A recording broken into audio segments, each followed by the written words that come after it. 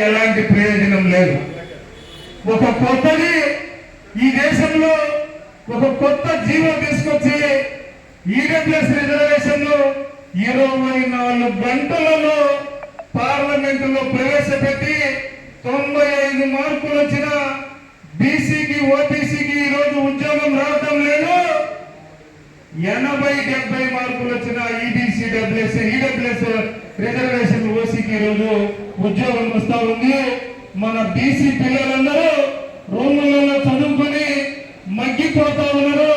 ఓసీలో మార్కులు వచ్చినా మరి ఉద్యోగం లేకుండా కేవలం 27% పరిమితం చేసి బీసీలకు అన్యాయం జరుగుతా ఉందని ఈ సందర్భంగా మీ అందరికీ నేను తెలియజేస్తా ఉన్నాను.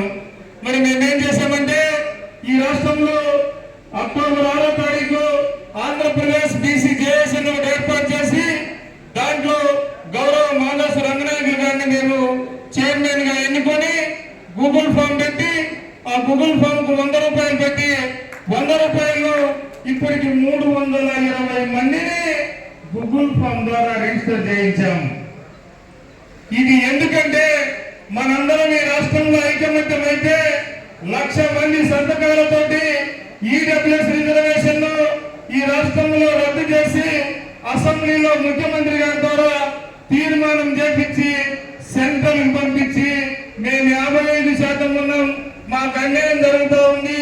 కేవలం ఈడబ్ల్యూఎస్ అంటే ఎకనామికల్ బేసికల్ గా తీసుకొని రిజర్వేషన్ ఇచ్చారు, అది సరికాదు. దానివల్ల బీసీలో నష్టపోతా ఉన్నాం. అసెంబ్లీలో తీర్మానం చేసి ఈడబ్ల్యూఎస్ రద్దు చేయాలనేది మన ప్రతిపాదన. అంతేనా కదా?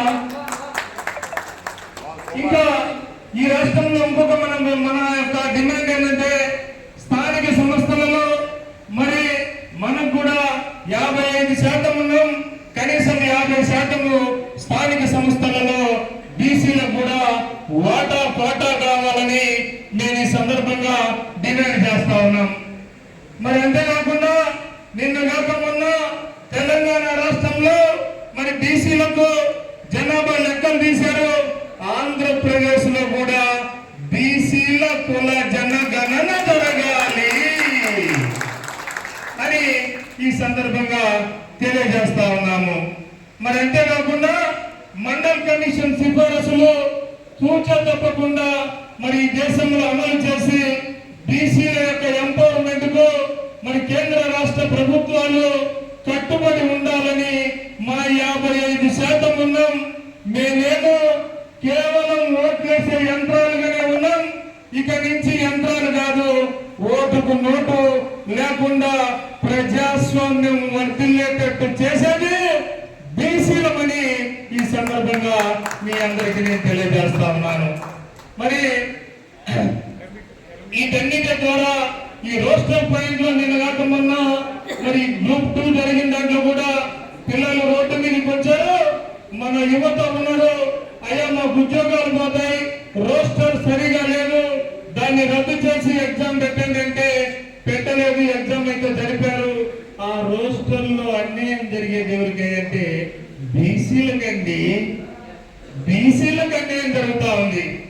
కాబట్టి మరి వీరబ్రహ్మం గారు, విఠల్ గారు, ఇక్కడ ఉన్న పెద్దలందరూ మిత్రులు, పెద్దలు, గౌరవనీయులు, మరి రాజకీయ నాయకులు ఈ సమాజాన్ని శాసించి ఈ సమాజానికి మూలం, ఈ దేశానికి మూలం, ఈ భూగడ్డకు మూలం బీసీలు.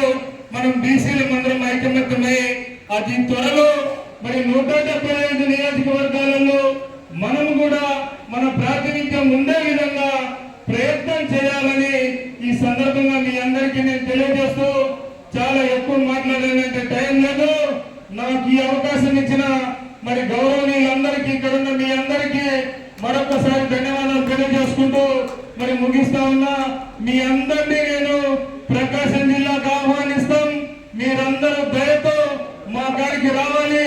మనందరం కలిసి రాష్ట్రంలో పనిచేసి బీసీలు ఐకమత్యం అయ్యే విధంగా, బీసీలు సాధికారత జరిగే విధంగా మనం ప్రయత్నం చేయాలని తెలియజేస్తూ బీసీల ఐక్యత. థ్యాంక్ యూ సో మచ్ గారు.